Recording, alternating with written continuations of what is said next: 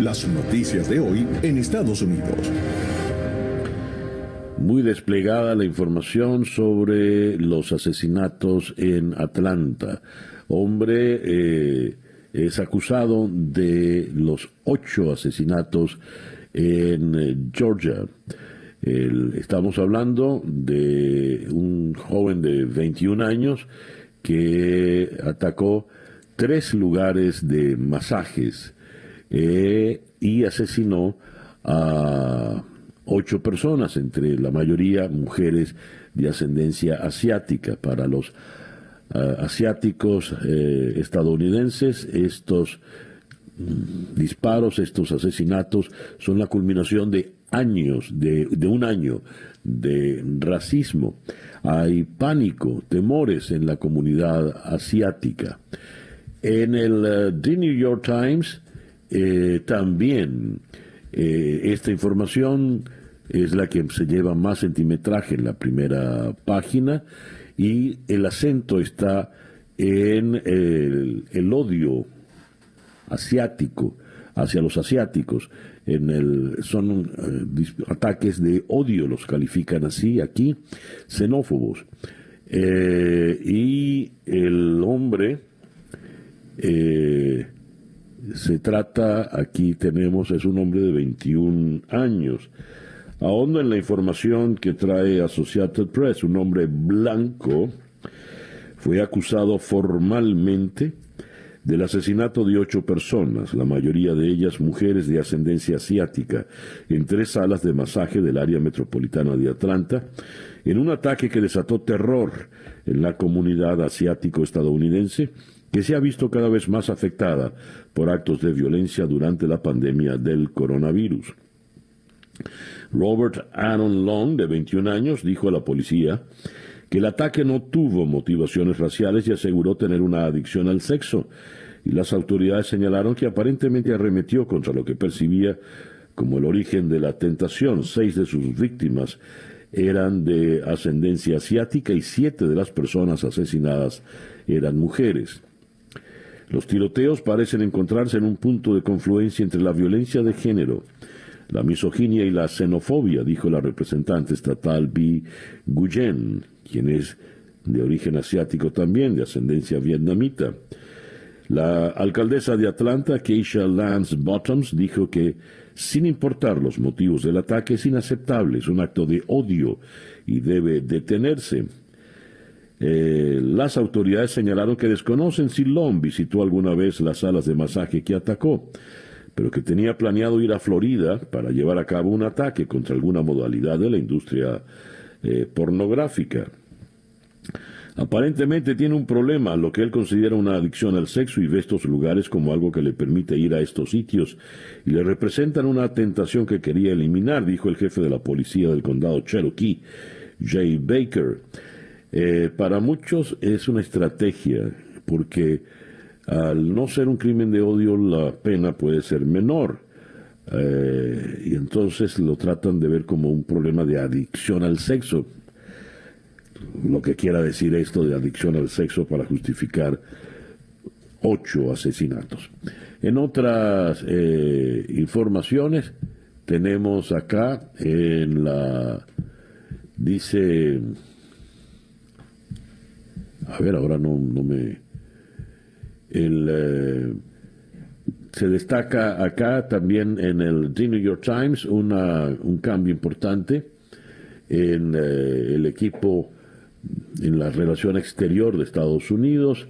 El presidente Biden está tratando de hacer un cambio muy ajustado en su línea política hacia China, centrándose puntualmente en Beijing. Con relación a esto, tenemos esta información. Blinken, el secretario de Estado, está en Seúl. El jefe de la diplomacia presionó en el día de hoy, recordemos que allá amaneció el día hace ya muchas horas, presionó a China para que use su tremenda influencia para convencer a Corea del Norte de que abandone su programa nuclear. horas después de que Pyongyang dijo que ignorará las ofertas de Estados Unidos para reanudar las negociaciones. El secretario de Estado Antony Blinken habló después de una reunión de seguridad de alto perfil en Seúl, en la que participó el secretario de Defensa Lloyd Austin y sus homólogos surcoreanos. La llamada Cumbre 2+2, la primera de este tipo en 5 años, se celebró mientras el presidente Biden presiona para restaurar las alianzas de Washington en Asia ante los crecientes desafíos de China y Corea del Norte. Y también siguiendo con las relaciones internacionales, Rusia llamó a consultas a su embajador en Estados Unidos. La decisión de llamar a consultas al embajador Anatoly Antonov surge en momentos de tensiones entre los dos países. El gobierno del presidente Joe Biden ha impuesto sanciones a Rusia en respuesta al envenenamiento del líder opositor Alexei Navalny, quien está preso. Ocurre además poco después de publicarse un informe confidencial de la inteligencia estadounidense, según el cual el presidente Vladimir Putin autorizó acciones para interferir en las elecciones presidenciales de noviembre en Estados Unidos y ayudar al entonces mandatario Donald Trump a conseguir la reelección. En una entrevista transmitida en televisión ayer, se le preguntó a Biden si pensaba que Putin era un asesino, a lo que él respondió: sí, lo creo. Putin pagará el precio, dijo Biden, en relación al informe desclasificado. En otras informaciones importantes, Estados Unidos dice mantendrá tasas de interés casi en cero. La Reserva Federal declaró ayer que anticipa que la economía se recuperará rápidamente este año, pero aún así espera mantener casi en cero su tasa de interés de referencia hasta el 2023, a pesar de temores de que ello provocará presiones inflacionarias. El Banco Central estadounidense indicó además que vaticina un crecimiento económico de 6,5% para este año, comparado con la proyección de 4,2% que había dado en diciembre. También calcula que la inflación rondará el 2,4%, mayor a su meta de solo 2%, aunque pronostica que volverá a bajar a 2% el año entrante, en el 2022. Y volviendo a Biden, Biden critica a los que no se ponen la vacuna. Joe Biden declaró que todos los estadounidenses deben aplicarse la vacuna contra el coronavirus y que no entiende a los que se las dan de machos y se niegan a inocularse. En una entrevista en ABC News, Biden expresó que albergaba esperanzas de quitarle el tinte político al tema de las vacunas y que le sorprende que la gente que se niega a vacunarse. Simplemente no entiendo a los que se la dan de machos y dicen no me voy a vacunar, soy estadounidense y tengo mi derecho y mi libertad a no vacunarme, dijo Biden. Y entonces preguntó, ¿por qué no eres un patriota y proteges a tu comunidad? Biden enfatizó que las 3 vacunas aprobadas en Estados Unidos son inocuas y servirán para superar la pandemia. Dijo que lo que más cambió en su vida desde que se vacunó en diciembre fue que ahora puede abrazar a sus nietos.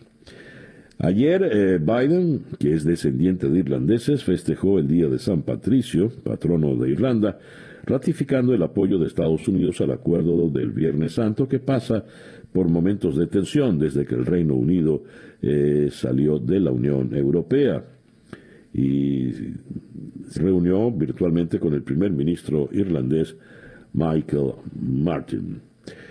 El gobierno convocó a una reunión para la próxima semana para discutir cómo enviar a los niños de regreso a las aulas en medio de la pandemia del coronavirus. El secretario de Educación, Miguel Cardona, dijo que en las sesiones del 24 de marzo los directivos, docentes y estudiantes podrán intercambiar experiencias sobre la reapertura de las escuelas. Ha llegado el momento y las escuelas deben tomar medidas inmediatamente para que los estudiantes puedan regresar con seguridad. Estas las informaciones fundamentales, las más resaltantes en los Estados Unidos. El reloj indica 7:19 de la mañana. Estas son las noticias de Venezuela. Tengo la primera página del diario El Nacional en Caracas. Aquí se lee: flexibilizar en Semana Santa aumentará los contagios de COVID-19 en el país. Mireya Goldwasser, presidenta de la Academia de Ciencias Físicas, Matemáticas y Naturales, afirmó que aunque las cifras oficiales reportan entre 400 y 600 nuevos enfermos cada día, el promedio real de contagiados está entre 2.500 y 3.000. Comillas, el propio Estado reconoce ahora que la capacidad de atención no es suficiente. Yo creo que la conclusión debe ser prevenir y no decretar una flexibilización durante la Semana Santa. Cita textual. Al entender de la doctora Goldwasser, durante la primera ola de la pandemia, el número de casos de coronavirus no fue más alto, porque en Venezuela la escasez de gasolina había limitado la movilidad. Asimismo, reveló que la academia no ha sido llamada para ser parte de los equipos de distribución de las vacunas y que el personal de salud debe ser el primero en recibirlas. Como segunda noticia más importante, preparan traslado de Alex Saab a Miami en avión de la DEA. El Tribunal Superior de Justicia de Cabo Verde autorizó la extradición. El empresario colombiano, presunto testaferro de Nicolás Maduro, sería enviado a Estados Unidos, que le reclama por supuesto blanqueo de dinero.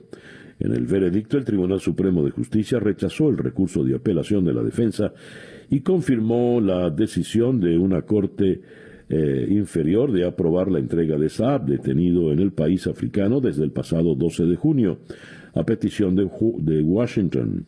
Los jueces acuerdan desestimar el recurso y confirmar a todos los efectos legales la decisión impugnada, es decir, el fallo favorable a la extradición que dictó el año pasado el Tribunal de Apelaciones de Barlavento, con sede en la isla de San Vicente.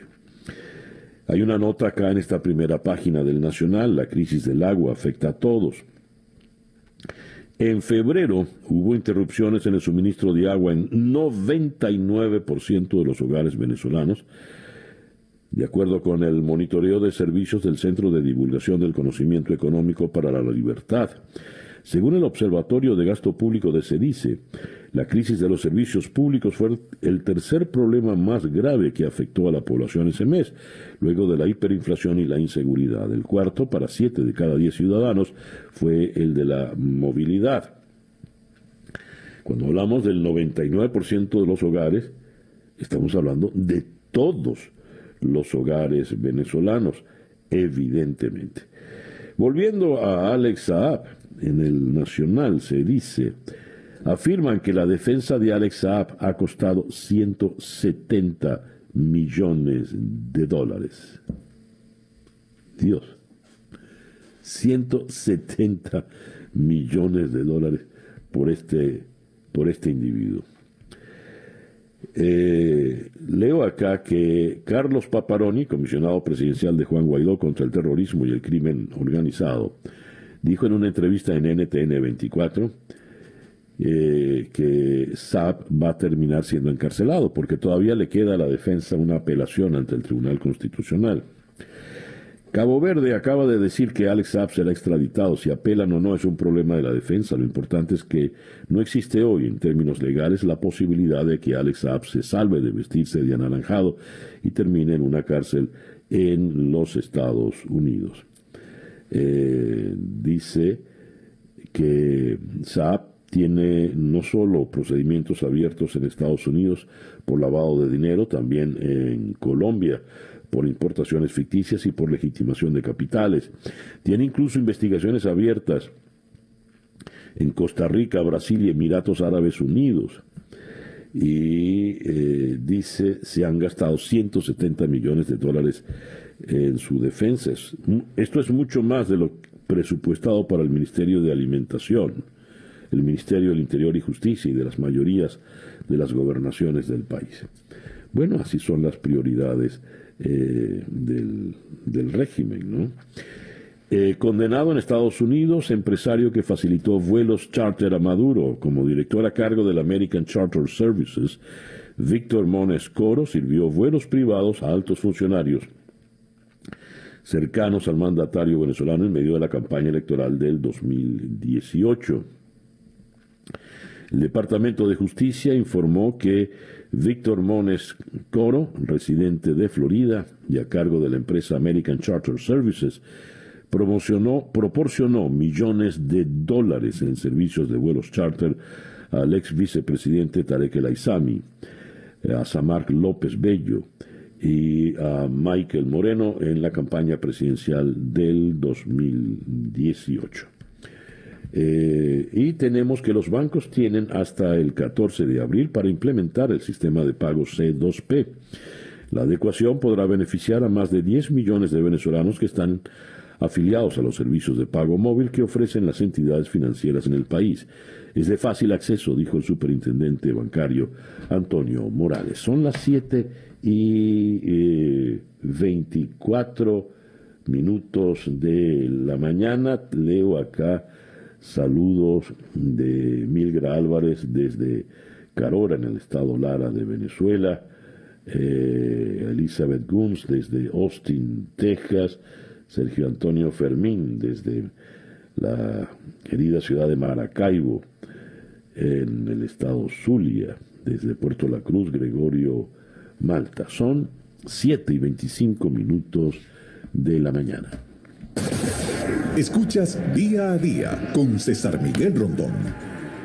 Nuestra agenda para el día de hoy, jueves 18 de marzo, vamos a comenzar en Washington con la periodista de Político Sabrina Rodríguez. Los republicanos presentan su propio plan de reforma migratoria. Según confirmó la representante de Florida, María Elvira Salazar, el proyecto lleva el nombre Plan Dignidad y otorgaría un permiso a los indocumentados que hayan estado al menos 5 años en Estados Unidos. De Washington iremos a la ciudad de Caracas para conversar con el director de El Pitazo, César Batis.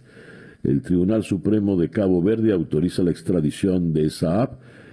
Vamos a ahondar en este tema, sobre todo en esto de los 170 millones. Y hablando del Pitazo, hoy se me pasó leerlo acá en las informaciones que leía sobre Venezuela, pero seguimos con noticias lamentables por el coronavirus. Y hay otro médico falleció en Carabobo, Isolda Villegas muere por COVID-19, según leo precisamente en el Pitazo.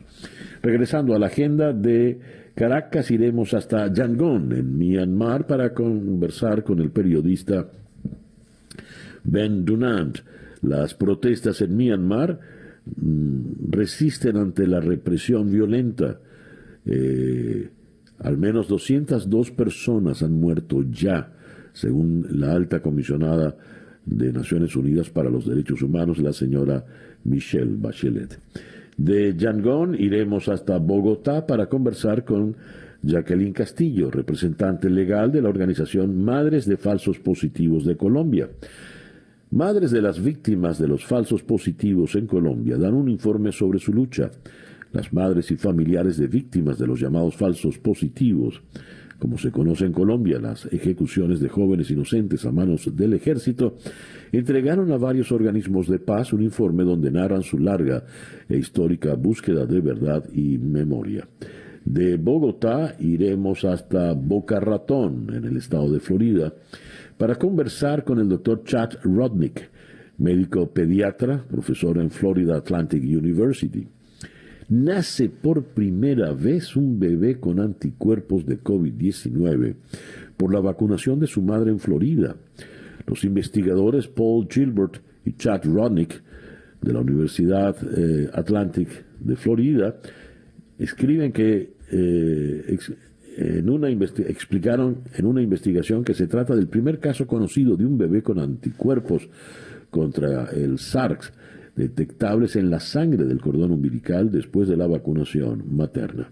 Y vamos a cerrar nuestra agenda de hoy en Asunción, Paraguay, con el periodista Enrique Dávalos. El presidente Mario Abdo Benítez es salvo de un juicio Pero su gestión de la pandemia sigue sin créditos. El presidente esquivó el juicio político que buscaba impulsar la oposición con la base acusatoria de su gestión por la pandemia. Esa pues nuestra agenda para el día de hoy, jueves 18 de marzo. Son las 7:28 de la mañana. El editorial con César Miguel Rondón.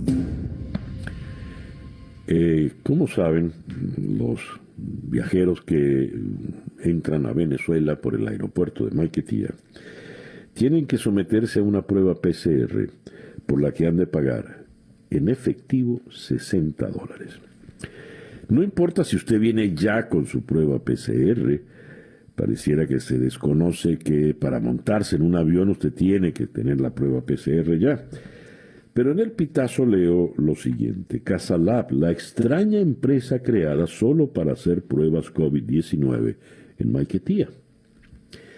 La reactiva creación de Casalab 2020, compañía anónima, es un cultivo de interrogantes. La empresa impuesta para realizar las pruebas moleculares a los viajeros que aterricen en Venezuela no tiene trayectoria conocida en el sector y solo uno de sus 3 propietarios tiene experiencia en bioanálisis. Fue registrada el 10 de febrero del 2021, prácticamente ayer, con un capital que no llega a $3, y los detalles sobre su contratación pública se mantienen encapsulados. Son, a lo sumo, evidencias de una medida oficial que no garantiza diagnósticos rápidos ni contención efectiva del COVID, pero sí ingresos express en divisas.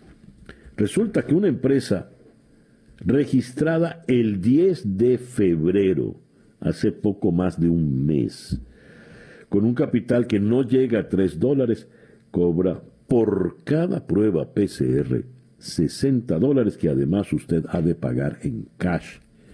Y según reveló Nelson Bocaranda, los dólares se los mete un individuo que va pasando por la cola y los meten en un saco.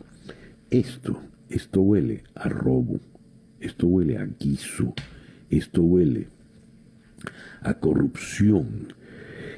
El régimen es un régimen de ladrones, pero ladrones desesperados, roban en donde sea, a quien sea. Con razón, pues más de un viajero ha dicho, no voy a pagar, no tengo cash y punto. Dios mío, rateros, vulgares rateros.